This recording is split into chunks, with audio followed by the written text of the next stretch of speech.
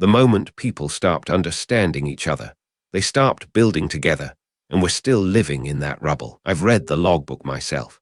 The ancient scribes who recorded the Tower of Babel didn't frame it as a story about language alone. They framed it as a story about what happens when ambition outpaces wisdom. One moment, a unified people with a singular tongue. The next, chaos, mutual incomprehension, a project abandoned mid-foundation. But here's what most retellings miss. The real catastrophe wasn't the confusion of languages. It was the collapse of shared purpose. And that collapse still echoes in every broken team, every polarized nation, every marriage that ends not in anger, but in the slow realization that two people no longer speak the same dialect. Let's set the chronology. The story, as preserved in ancient texts, places us somewhere around the early post-flood era, though the exact timing is debatable. What matters is the setup. Humanity speaks one language, one syntax, one conceptual framework. They decide to build a tower, not just any tower, a structure so tall it would reach toward the heavens themselves. Pride, certainly, but also something else, a hunger to make their mark permanent, to achieve something that outlasts mortality. I've seen that hunger before. I watched it in the eyes of men planning operations they weren't sure would succeed. The tower rises. Day after day, brick by brick, the structure climbs skyward. And here's the detail people overlook. It was working. The system was coherent. One language meant one set of instructions. One shared vision meant no wasted effort on negotiation or reinterpretation. The project moved with the efficiency of a single mind distributed across thousands of hands. But in this matters, none of them knew yet what was coming. They couldn't see the fracture forming in the foundation of their unity. Then the rupture. The texts describe it simply. Their language was confounded. Overnight, the coherence shattered. The word for stone meant something different to the man carrying it than to the man receiving it. Load became ambiguous. Hire lost its meaning. What had been a unified effort became a symphony where every musician suddenly heard a different score. Chaos erupted not from malice, but from the simple impossibility of coordination. They couldn't collaborate because they couldn't communicate. The tower stood half-finished, a monument to what unity could accomplish and what its absence destroys. Now, the temptation is to read this as a cautionary tale about the dangers of ambition.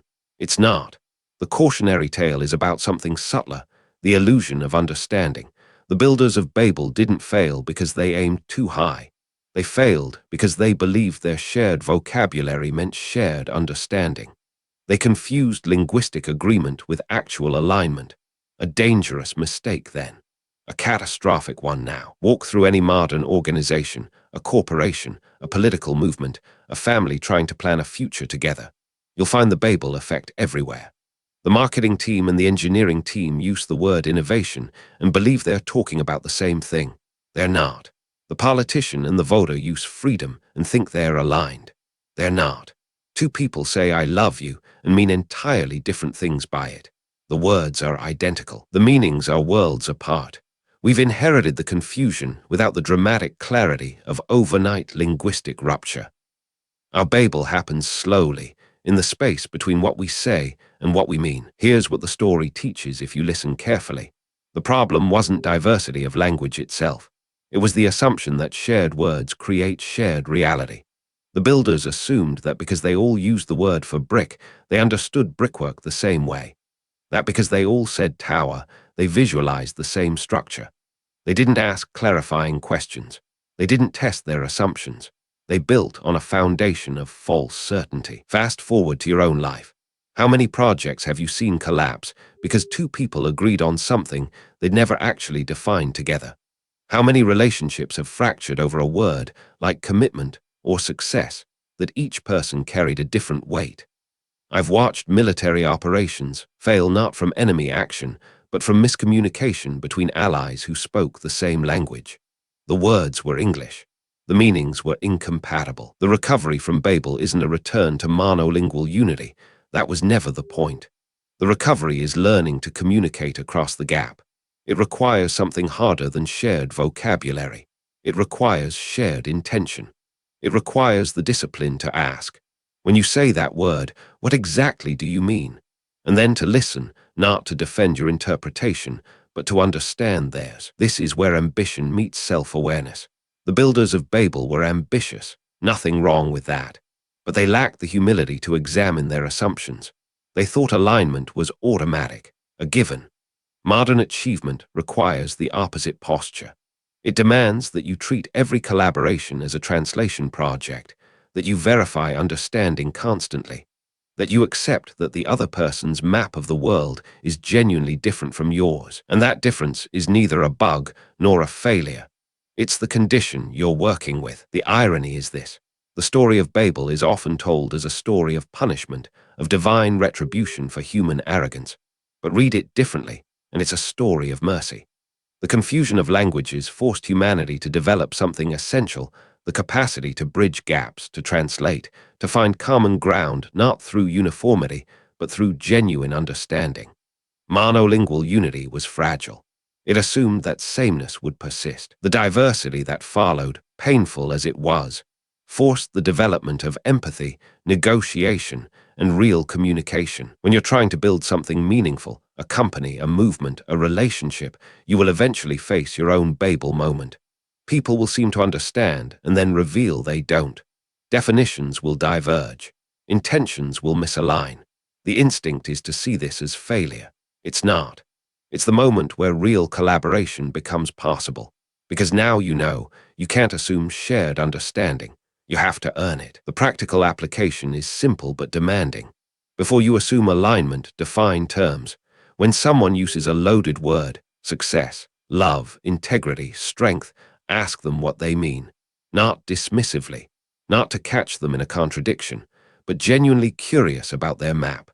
Listen to their answer without immediately comparing it to yours. That gap between your meanings is where the real work happens. I've learned this in the field, watching teams succeed and fail. The ones that lasted, the ones that built something durable, they never assumed they understood each other. They asked constantly. They verified. They treated every major collaboration as a translation exercise.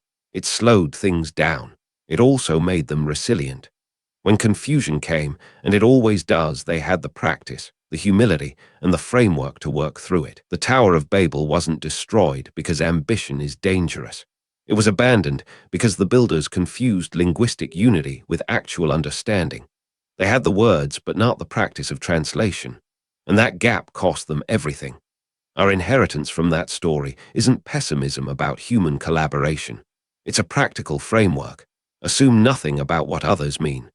Build understanding explicitly. Treat every ambitious project as an exercise in learning to communicate across difference. The search for common ground doesn't mean finding a shared language everyone already speaks. It means doing the harder work, asking what words mean to the other person, listening to understand their world, not to refute it, accepting that genuine collaboration requires translation constantly. That's not a burden. That's the actual skill that separates projects that endure from projects that crumble mid-foundation. The ancient story wasn't written to discourage you from building. It was written to teach you how, not through the illusion of perfect agreement, but through the discipline of continuous clarification. The next time you're collaborating on something that matters, whether it's a business venture, a creative project, or a relationship, remember Babel. Not as a warning about ambition, but as a map for how to build something that lasts. Ask what people mean. Listen carefully. Assume nothing. That's how you translate confusion into actual common ground. Subscribe. Each week, we break down an ancient story and show you exactly how it applies to your life right now.